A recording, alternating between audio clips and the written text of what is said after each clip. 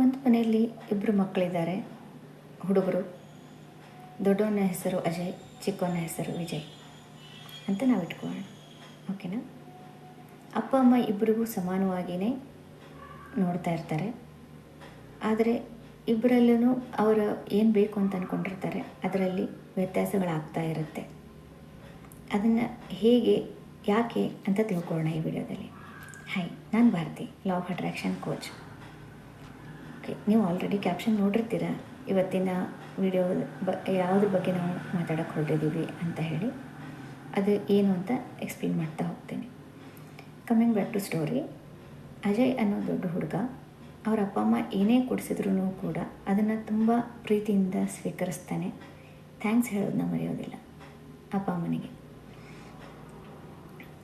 ಚಿಕ್ಕವನು ವಿಜಯ್ ತುಂಟ. ಸ್ವಲ್ಪ ಏನಾದರೂ ಕೊಡಿಸಿದಾಗ ಇನ್ನೂ ಅದರಲ್ಲಿ ಇಂಪ್ರೂವೈಸೇಷನ್ ಇನ್ನೂ ಚೆನ್ನಾಗಿರೋದು ಬೇಕು, ಇನ್ನೂ ಬೆಟರ್ ಆಗಿರೋದು ಬೇಕಾಗಿತ್ತು ಅಂತ ಹೇಳಿ ಸ್ವಲ್ಪ ಕಂಪ್ಲೇಂಟ್ ಮಾಡ್ತಾ ಇರ್ತಾನೆ. ನೀವೀಗ ನನಗೆ ಹೇಳಿ, ಯಾವ ಮಗನ ಬಗ್ಗೆ ತುಂಬ ಅಭಿಮಾನ ಬರುತ್ತೆ ಅಪ್ಪ ಅಮ್ಮನಿಗೆ? ಅಜಯ್ ಬಗ್ಗೆನೋ ಅಥವಾ ವಿಜಯ್ ಬಗ್ಗೆನೋ? ಡೆಫಿನೆಟ್ಲಿ ಅಜಯ್ ಬಗ್ಗೆ ಅಲ್ವಾ? ಹಾಗಂತ ಹೇಳಿ ಅವನು ಕಾಂಪ್ರಮೈಸ್ ಆಗ್ತಾ ಇದ್ದಾನೆ ಅಂತ ಅಲ್ಲ. ತನಗೆ ಏನು ಬೇಕೋ ಅದನ್ನ ಡೆಫಿನೆಟ್ಲಿ ಕೇಳ್ತಾ ಇರ್ತಾನೆ. ಆದರೆ ಅಪ್ಪ ಅಮ್ಮ ಏನು ತಂದು ಕೊಡ್ತಾರಲ್ಲ ಅದರಲ್ಲಿ ಖುಷಿ ಪಡ್ತಾ ಇರ್ತಾನೆ. ಚಿಕ್ಕವನು ಅವನು ಕೇಳ್ತಾ ಇರ್ತಾನೆ, ಅವ್ನಿಗೇನು ಬೇಕೋ ಅದನ್ನ ತಂದು ಕೊಟ್ಟಿರ್ತಾರೆ, ಅದರಲ್ಲಿ ಇಂಪ್ರೂವೈಸೇಷನ್ ಹುಡುಕ್ತಾ ಇರ್ತಾನೆ. ಅಂದರೆ ಅಜಯ್ಗೆ ಅಪ್ಪ ಅಮ್ಮ ಏನು ಕೊಡಿಸ್ತಾರೆ ಅದರಲ್ಲಿ ತೃಪ್ತಿ ಇದೆ. ಯಾಕಂದರೆ ಅವ್ರು ತಾನು ಏನು ಕೇಳಿರ್ತಾನೆ ಅದನ್ನು ಕೊಡಿಸಿರ್ತಾರೆ, ಅದಕ್ಕೆ ತೃಪ್ತಿ ಇದೆ. ಚಿಕ್ಕವನಿಗೆ ತಾನು ಏನು ಕೇಳಿರ್ತಾನೆ ಅದನ್ನ ಕೊಡಿಸಿದ್ರೂ ಕೂಡ ಅದರಲ್ಲಿ ತೃಪ್ತಿ ಇಲ್ಲ, ಇನ್ನೂ ಹೆಚ್ಚಿನದು ಬೇಕು, ಇನ್ನೂ ಹೆಚ್ಚಿನದು ಬೇಕು ಅಂತ.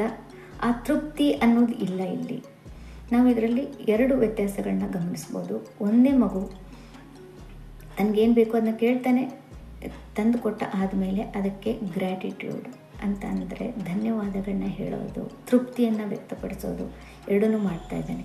ಚಿಕ್ಕವನು ತನಗೆ ಏನು ಬೇಕು ಅದು ಸಿಕ್ಕಾಗ ಅಲ್ಲಿ ಒಂದು ತೃಪ್ತಿನೂ ಇಲ್ಲ, ಧನ್ಯವಾದ ಅಂತೂ ಇಲ್ಲವೇ ಇಲ್ಲ. ಹೌದಾ? ಸೇಮ್ ಥಿಂಗ್ ಗೋಸ್ ವಿತ್ ನಮ್ಮ ಮತ್ತು ನಮ್ಮ ಯೂನಿವರ್ಸ್ ಅಥವಾ ದೇವರ ನಡುವಿನ ಸಂಬಂಧ ಕೂಡ ಹಾಗೆಯೇ. ನಮಗೆ ನಾವು ಕೇಳ್ದೇ ಎಷ್ಟೋ ಸಾರಿ ನಮ್ಮ ಪೇರೆಂಟ್ಸ್ ಕೊಟ್ಟಿರ್ತಾರೆ, ಹಾಗೆ ನಮ್ಮ ಯೂನಿವರ್ಸ್ ಕೂಡ ನಾವು ಕೇಳ್ದೇ ಎಷ್ಟೊಂದು ನಮಗೆ ಕೊಟ್ಟಿರುತ್ತೆ ಅಲ್ವಾ? ಯಾಕೆ? ಉದಾಹರಣೆಗೆ ನಾವು ಉಸಿರಾಡೋ ಗಾಳಿ, ನಾವೇನಾದರೂ ಟ್ಯಾಕ್ಸ್ ಕಟ್ತಾ ಇದ್ದೀವ? ಇಲ್ಲ ಅಲ್ವಾ?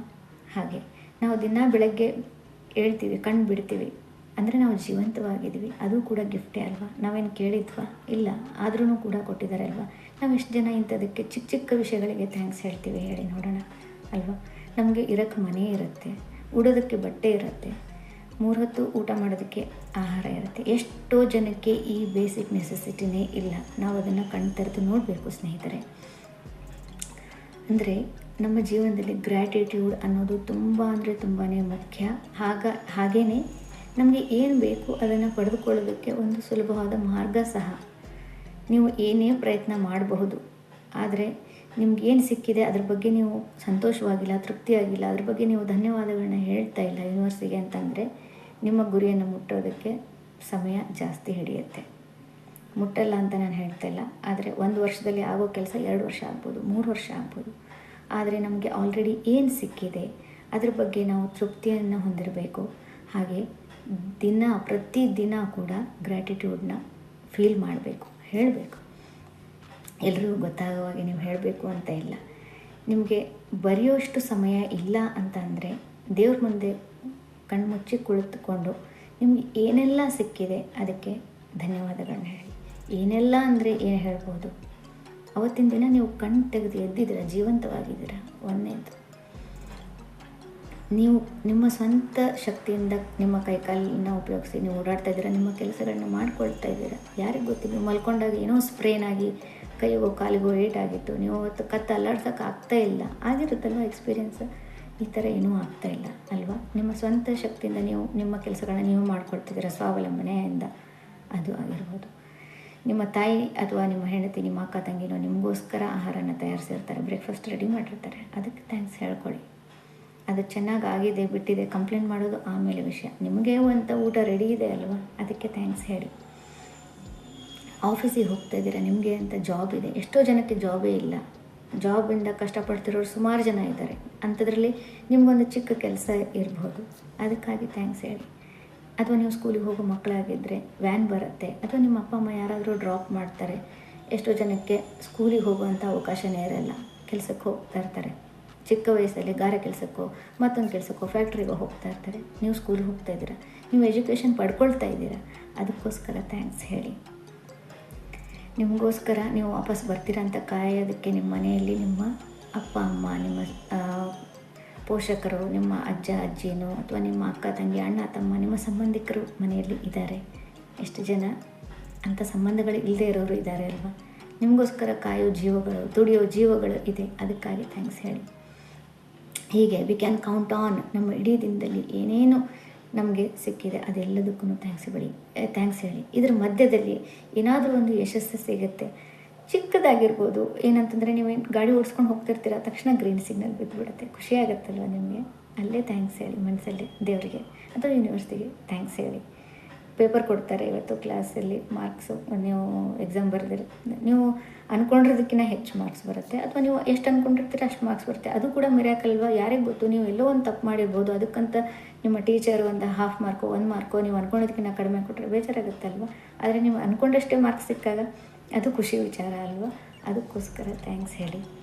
ಹೀಗೆ ನಾವು ಪ್ರತಿಯೊಂದು ಪಾಸಿಟಿವ್ ಒಂದು ದಿನದಲ್ಲಿ ಏನಾಗುತ್ತೋ ಅದಕ್ಕೆ ಎಲ್ಲದನ್ನೂ ಥ್ಯಾಂಕ್ಸ್ ಹೇಳೋವಂಥ ರೂಢಿ ಮಾಡ್ಕೊಳ್ಳೋಣ ಸ್ನೇಹಿತರೆ. ಆವಾಗ ನಾವು ನಮ್ಮ ಗುರಿಗಳನ್ನ ಬೇಗ ತಲುಪಬಹುದು. Gratitude is the best attitude ಅಂತ ಒಂದು ಮಾತಿದೆ, ಅದನ್ನ ಕೇಳಿರ್ತೀರ. ಇಲ್ಲ ಅಂತಂದರೆ ಈಗ ನೀವು ಕೇಳಿದ್ದೀರ ಅಲ್ವಾ. ಈ ಗ್ರ್ಯಾಟಿಟ್ಯೂಡ್ನ ಹೇಗೆ ಪ್ರಾಕ್ಟೀಸ್ ಮಾಡ್ಕೊಳ್ಳೋದು, ಈಗ ನೀವು ಹೇಳ್ಕೊತಾ ಇದ್ದೀರಾ ಅಂತ ಅನ್ಕೊಳ್ಳೋಣ. ಕೆಲವೊಬ್ರಿಗೆ ಬರೆಯೋ ಅಭ್ಯಾಸ ಇರುತ್ತೆ, that is really a very very good habit. ಅದನ್ನ ಜರ್ನಲಿಂಗ್ ಅಂತ ಹೇಳ್ತಾರೆ. ಓಕೆ, ಸೊ ಒಂದು ಡೈರಿ, ಒಂದು ಪುಸ್ತಕವನ್ನು ಇಡಿ. ಆ ದಿನದಲ್ಲಿ ಏನೇನು ನಿಮಗೆ ಪಾಸಿಟಿವ್ ಆಯಿತು ಅದನ್ನು ಒಂದು ಬುಕ್ಕಲ್ಲಿ ಬರಿತಾ ಹೋಗಿ. ನೀವೇ ಅದರ ಪರಿಣಾಮವನ್ನು ಅನುಭವಿಸ್ತೀರ. ಆದಮೇಲೆ ಏನು ಒಳ್ಳೆಯ ಫಲಿತಾಂಶ ನಿಮಗೆ ಸಿಕ್ಕಿದೆ ಅನ್ನೋದನ್ನು ಬಂದು ಈ ವಿಡಿಯೋ ಕೆಳಗಡೆ ಕಮೆಂಟಲ್ಲಿ ತಿಳಿಸಿ. ನಿಮಗೆ ಆ ಫಲಿತಾಂಶ ಸಿಕ್ಕಾಗ ನೀವು ಎಷ್ಟು ಖುಷಿ ಪಡ್ತೀರೋ ಅಷ್ಟೇ ಖುಷಿ ನಾನು ಕೂಡ ಪಡ್ತೀನಿ. ಈ ಒಂದು ಒಳ್ಳೆಯ ಅಭ್ಯಾಸವನ್ನು ಇವತ್ತಿಂದ ನೀವು ರೂಢಿಸ್ಕೊಳ್ತೀರಾ ಅಂತ ಅಂದ್ಕೊಂಡಿದ್ದೀನಿ.